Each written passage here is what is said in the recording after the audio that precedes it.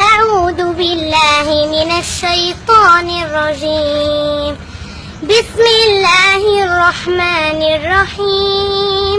محمد رسول الله والذين معه أشداء على الكفار رحماء بينهم تراهم ركعا سجدا يبتغون فضلا من الله ورضوانا سيماهم في وجوههم من أثر السجود ذلك مثلهم في التوراة ومثلهم في الإنجيل كزرع أخرج شطأه فآزره